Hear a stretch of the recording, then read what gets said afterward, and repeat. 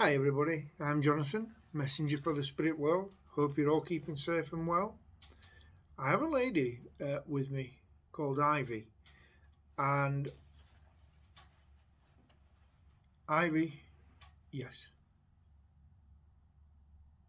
right, thank you. She's telling me she was 78 when she passed into the world of spirit, and she's passed. You don't mind me saying? Okay. She's telling me I can say it. She passed with stomach cancer.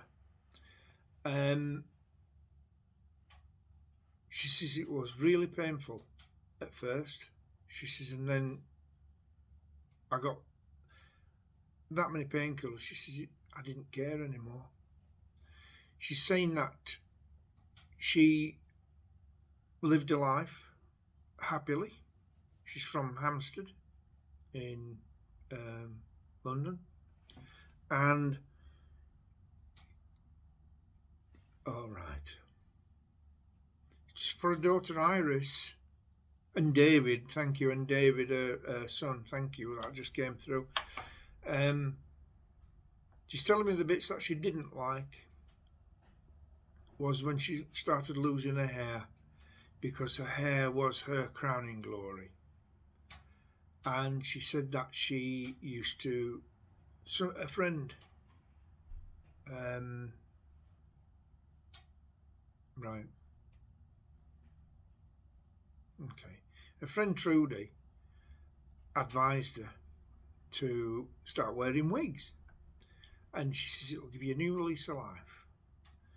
She went out and bought herself a wig to hide. She says all my hair was cut off. She says I lost all my hair. She says it was coming out in clumps because of the chemotherapy. She says, so I decided to have my head shaved. She says, and I did cry. So a friend, Trudy, said to her, get yourself a wig, a nice one. So she went and got herself a wig to a hairdresser's and gave her a lovely wig, she said.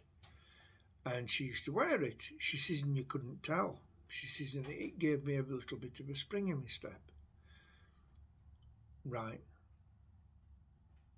Okay. She's saying, right. Oh, she says, the only thing my head used to itch. She says, I used to scratch and scratch and scratch. She says, and I got home one night and I'd been to see my friends and had a cup of tea with them. And, right. She went to take the wig off. She couldn't get it off. So she panicked and pulled it off. And she scratched her head that much, she'd drawn blood. And the wig had stuck to the blood on her head, bless her. She says, I'll never rip it off again. She says, I used to wet it after that, wet my hair, she says, to soak it out so I could get it off. She says, oh, it was painful. But she says, I've got no regrets. She says, I've got a full head of hair now.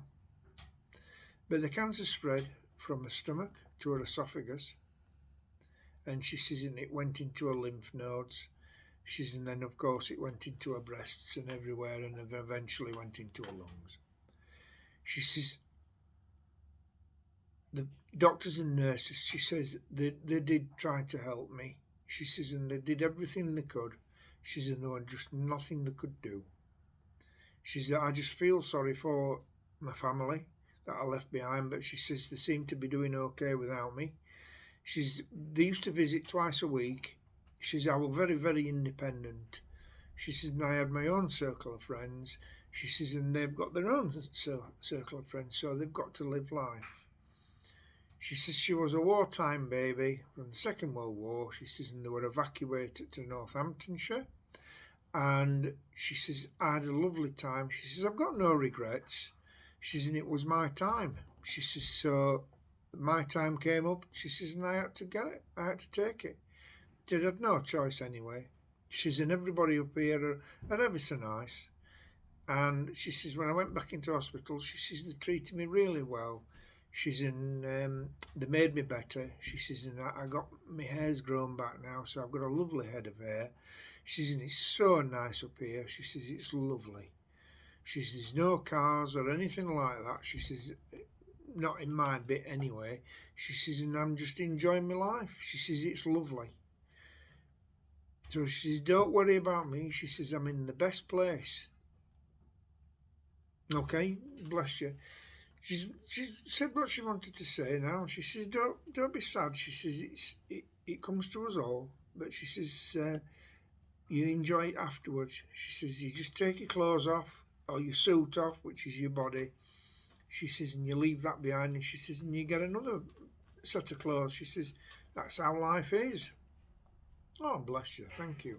She's very outspoken and very, well, not outspoken, but she's got a very outward mind, bless her, open mind.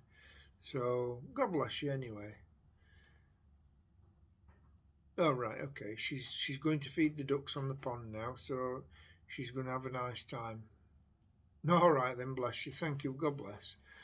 On that note, she's pulled away now, and I'd just like to say thank you so much for tuning in. I hope you enjoy what I do, and I'll see you on the next one. God bless. Bye for now.